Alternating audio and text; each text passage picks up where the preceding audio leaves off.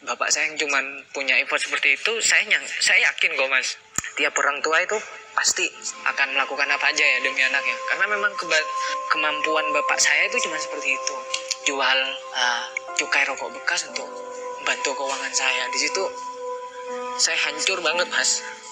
Tapi dari hancurnya itu saya fight lagi gitu.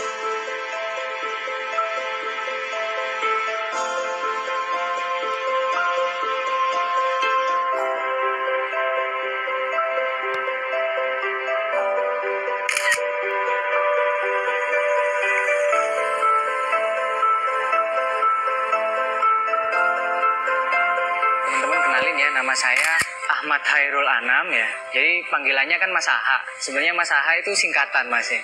Ahmad Hairul Anam gitu. Kok menarik ya brandnya. Akhirnya saya angkat jadi sebuah brand lah.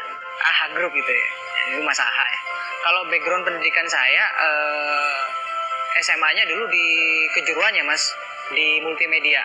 Di multimedia. Memang dari awal basic saya itu orang desain lah. Kalau bisa dibilang itu orang percetakan lah ya. Kalau untuk keluarga ini banyak nih yang ngira kami dari keluarga yang berada ya, modal dari orang tua nih ya. Sebenarnya orang tua saya bapak penarik beca, ibu rumah tangga, dan sayangnya beliau berdua itu sudah cerai dari semenjak saya mau kuliah tahun 2013. Itu 9 tahun yang lalu ya, 9 tahun yang lalu ketika saya menghadapi kenyataan keluarga saya seperti itu, akhirnya saya memutuskan, bapak, ibu, saya mau pindah ke Jember. Terima atau tidak diterima di Universitas Jember, biarkan saya pindah ke Jember untuk bekerja, untuk mengadu nasib lah. Kenapa saya pilih Jember? Karena memang yang pertama, saya ada beberapa link di Jember. Yang kedua, Jember Bondowoso ini kan dekat ya mas, karena orang tua saya kan punya anak tunggal, jadi kalau kangen bisa kapan saja saya ke Jember. Tapi kalau Malang, Surabaya kan jaraknya mungkin lumayan jauh. Akhirnya di tahun 2013 itu saya ada link buat kerja di fotokopian mas, sembari nunggu pengumuman SNPTN. Jadi Ankoko itu dari pola pikir, pentingnya investasi sejak dini, pentingnya usaha sejak usia muda itu seperti apa. Situlah awal mulanya saya punya mindset untuk investasi atau usaha sejak dini itu penting mas. Karena Pak Rudi bilang tiap orang itu punya jatah gagal yang berbeda-beda mas. Mungkin masnya usaha langsung berhasil, mungkin ada orang A usaha 1 kali gagal, 2 kali gagal, 3 kali baru berhasil. Mungkin saya jatah gagalnya berapa tidak tahu ya. Nah Koko itu bilang mas, lebih dari 20 perusahaan seperti Larissa, Argopuro, RSUK, itu, dari desain segala macam kita handle. Balik lagi duitnya mas, buka usaha lagi namanya Ayo Rental. Yang awalnya saya pribadi fokuskan Ayo Rental di khusus persewaan kamera ya, sekarang berkembang di sewa mobil dan apartemen. Dan kita sekarang udah ada 30 unit kamera, 3 mobil, dan 4 apartemen. Tuh, milik pribadi. Dari Ayo Rental itu balik modal lagi mas, ya, bukalah di F&B Ayam Coblos. Dari Ayam Coblos itu juga ketagihan lagi nih, buka laundryan. Setelah laundryan buka lagi nih, ini yang terbaru saya MOU sama, mungkin masnya juga pernah dengar ya, salah satu lokal hero-nya Jember namanya Seblak The Pranger. Dan bulan depan saya buka di Sidoarjo. Tuh. Jadi benar-benar dari nol lah mas gitu. Nah dari beberapa usaha itu saya bikin namanya AHA Group. Sebenarnya AHA Group ini holding company mas. Jadi AHA Group ini di bawahnya itu ada usaha-usaha yang saya geluti. Entah yang saya bikin sendiri seperti Kreativa, Ayo Rental, atau usaha-usaha yang saya investor dari awal seperti Makarina, Seblak The Pranger, Ayam Coblos, dan lain-lain. Nah kalau kita ngomong makaroni mas, dari mas kecil sampai sekarang ada nggak? Oke, berarti peka zaman. Perempuan atau laki-laki suka makaroni nggak? Peka gender. Hujan bisa nggak makan makarina? Panas bisa nggak makan makarina? peka cuaca. Kalau kita jualan es kan hujan aja udah omset turun mas ya. Terus anak TK, SD, SMP, SMA, kuliah sampai orang kantoran beli nggak Macarena? Peka usia. Nah jadi kalau saya sendiri ngelihat dari point of view-nya itu mas. Nah, kalau kamu buka usaha cuman musiman, maaf saya tidak menyinggung beberapa brand ya, tapi saya kasih salah satu contoh nyata deh. Mungkin masnya masih ingat es kepal Milo.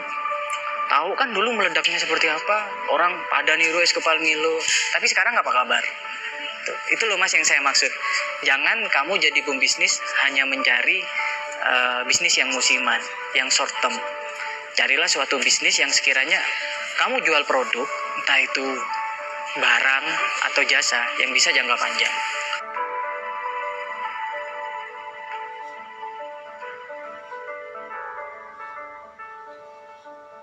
Ini cerita lagi ya. Ini memang dimanapun saya melangkah itu, saya ini ibaratnya selalu mengaitkan dengan apa yang Pak Rudi dulu katakan. Karena benar-benar mindset Pak Rudi itu benar-benar mendarah daging di saya. Pak Rudi itu pernah menganalogikan seperti ini. Kalau kamu punya shotgun kan senjata gede tuh, pelurunya gede. Udah kamu tembak aja. Pasti di depan dia kan nyasar apa aja kan. Kecuali kita punya pistol, pelurunya kecil, nembak satu yang kena satu. Tapi kalau shotgun kan nembak sekali yang kena banyak. Kamu kalau emang mau jadi pengusaha, pembisnis, hajar semua sektor aja. Itu yang pertama. Yang kedua memang bahasa nyelenehnya, kalau kamu mau jadi pengusaha, kamu itu harus licik. Dalam artian licik, pintar memanfaatkan kondisi. Pengusaha itu adalah orang yang bisa memberi solusi mas. Contohnya nih, sekarang musim hujan, mahasiswa kuliah capek kan? Atau teman-teman karyawan pagi, siang, sore kerja capek kan? Nyuci udah capek kan? Nah, pasti orang kan mikirnya, laundry aja deh gitu. Contoh lagi, mahasiswi kebanyakan kan suka pedes. Kalau teman-teman mahasiswa sama mahasiswi kerja kelompok atau nonton drakor, pasti pengen ngemil kan? Pengen ngemil yang pedes-pedes. Kita ada Macarena, seblak. Siapa sih yang nggak suka seblak pedes ya? Terus juga Jember kan saat ini kotanya kan lumayan, trafiknya kenceng ya. Sering banget kan Jember jadi kota transit. Pasti tamu-tamu itu kan butuh tempat menginap segala macam. Ya kita sediakan apartemen. Masnya mungkin mau ada acara pernikahan, priwed atau apa, butuh kamera, ya silakan sewa di kita. Jadi kita memang menyisir apa nih yang bisa jadi duit nih gitu. Berbagai sektor, saya hajar aja semua mas. Ya ibarat tadi shotgun itu tadi. Jadi saya sudah nggak ngelihat kanan kiri saya, yang penting saya tembak. Atau mungkin analogi yang bisa saya jelaskan, saya ada di tengah laut nih. Saya sudah lepas jangkar aja udah mas. Nanti saya tarik. Saya udah nggak peduli mau dapat ikan kerapu, mau dikat ikan lumba-lumba. Jadi saya udah ambil semua. Karena menurut saya Jember ini potensi pasarnya bagus. Dan yang kedua masih ramah. Kalau kita banding kota-kota industri seperti Malang, Surabaya, Jember ini potensinya masih bagus dan masih ramah. Sebagai untuk para pemain baru, khususnya pemain baru seperti saya, pemain kecil seperti kita, itu sasaran empuk mas Jember. Peluang dengan passion ya, itu menurut saya sesuatu yang sangat halus banget. Maksudnya kita nggak bisa bedain ya. Banyak teman-teman saya itu gagalnya gara-gara dia terlalu egois mas. Idealis. Ini passion gua ini passionku ini. Sampai pada akhirnya mereka ini tumbang satu-satu, akhirnya sadar. Oh iya ya, kita nggak bisa nih egois. Kita boleh idealis. Tapi kalau kita udah ngomong lapangan, dunia kerja, kamu kalau terlalu idealis, kalah. Saya ambil satu contoh nyata deh. Yang baru tadi malam saya ketemu sama orangnya. Ini salah satu link saya, namanya Bang Jeremy. Jeremy itu anak Jabodetabek, Ikatan Mahasiswa DKI Jakarta dan sekitarnya, yang dia itu punya bisnis Court Cafe di Jalan Riau. Dan tadi malam baru tutup mas. Tadi malam tutup di Jalan Riau. Ngobrol sama saya, bener bang, bener kata Mas Aha. Karena Jeremy sendiri mengakui Court Cafe ini kan sebuah cafe yang ada live musiknya. Nah kebetulan Bang Jeremy ini punya idealis musik yang dia sukai. Jadi dia memaksakan musik yang dia sukai untuk semua kalangan. Nggak bisa dong mas. Saya suka musik, masnya suka musik. Tapi bisa aja saya suka jazz, masnya suka dangdut. Kalau saya maksain masnya suka jazz, idealis dong saya, egois dong saya. Nah itu salah satu contoh nyatanya mas. Makanya waktu itu saya berpikir, kalau saya sendiri passionnya mas dari dulu, saya orang desain mas. Saya orang IO, orang lapangan. Tapi kenapa saya bisa ke kuliner, saya ngocok makarina juga bisa, ngeracik bumbu juga bisa, saya harga cabai juga hafal, harga bawang juga hafal. Karena apa? Saya sadar betul kalau saya mau jadi orang lapangan, memaksakan kehendak saya sebagai orang yang idealis itu tadi, saya nggak akan bisa berkembang. Sedangkan di luar sana potensinya gede. Masa orang mau ngasih rawon sama soto, saya tetap mau nasi pecel, kan nggak bisa mas. Seperti itu analoginya. Jadi semua makanan udah sikat aja. Jadi harus bisa bedain mana peluang, mana passion. Passion boleh. Tapi kamu butuh uang apa butuh pengakuan, kan begitu mas. Mungkin duitnya nggak seberapa emang mas, jujur aja. Di desain seperti kemarin contohnya, saya punya klien di warung Sumbersari Batik ya. Jadi di warung itu mau bikin buku menu. Saya tuh kerjanya siang malam mas, ngedesain, ngekonsep buku menu. Duitnya nggak seberapa, tapi itu passion mas. Saya ngerjainnya seneng. Nah, sapi perah saya, duit saya dapat dari mana ya? Dari bisnis saya yang lain. Makanya saya passion dapat, sapi perah dapat ya. Saya tetap kerjain tuh kalau ada orang mas bikinin buku menu atau bikinin kalender sekolah, saya tetap kerjain mas, walaupun nominalnya nggak terlalu gede, saya kerjain karena itu passion saya. Saya suka hasil desain saya dipajang seperti semua itu yang di sana itu kan desain saya tuh. Banner-banner pinggir jalan, kalender, buku tahunan, itu saya suka desain. Walaupun duitnya nggak seberapa, karena itu passion saya. Dapat gelar. Nah, hidup itu sebenarnya simple banget mas, seperti itu. Ketika Tuhan ngasih kita ke suatu keadaan yang titik terendah, kita tuh hanya perlu sabar. Nah, ketika sabar itu udah benar-benar di titik terendah, yakin udah, Tuhan itu ngangkatnya cepet. Jadi untuk teman-teman di luar sana yang sedang merintis, atau yang sedang gagal, atau yang sedang ada di titik terendah, percaya deh omongan saya, Tuhan itu emang konyol. Kalau boleh saya ngomong tuh, bahasa anak tongkrongannya konyol. Tuhan bercanda dengan hambanya itu sangat lucu, tapi Tuhan juga ngasih rezeki ke hambanya itu sangat lucu. Hidup ini kan roda ya, yakin aja setelah ini pasti Tuhan kasih sesuatu yang manis. Badai pasti berlalu, pasti.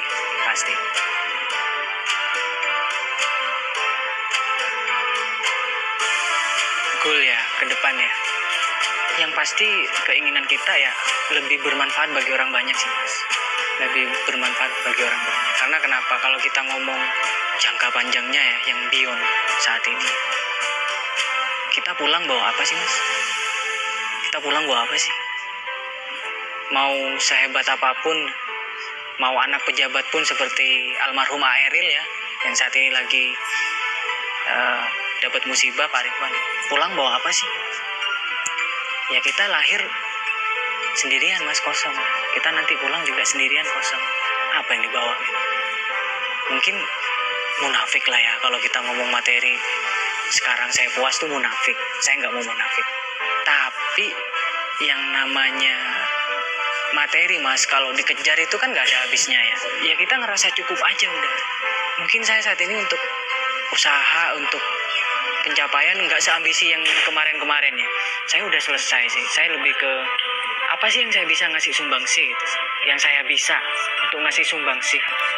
Entah, kalau namanya orang sedekah itu nggak selalu materi ya mas. Yang perlu dirubah itu sedekah tidak selalu materi. Uang. Kita ngasih nasihat, ngasih motivasi, ngasih tulisan yang bisa merubah mindset orang-orang, itu kan termasuk sedekah. Ya mungkin itu yang saya lakukan. Seperti saat ini saya berada di JFC, kita semua volunteer di sini. Kita 0 rupiah, digaji 0 rupiah, tapi kita all out di sini, bermanfaat bagi orang lain.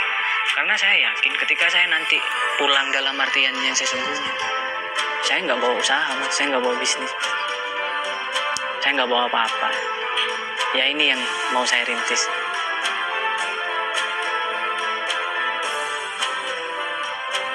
Terima kasih, saya Ahmad Harul Anam, owner dari AHA Group. Semoga cerita saya tadi bisa menginspirasi teman-teman semua. Jangan lupa ya, like dan subscribe channel Plat P Media untuk cerita inspiratif lainnya.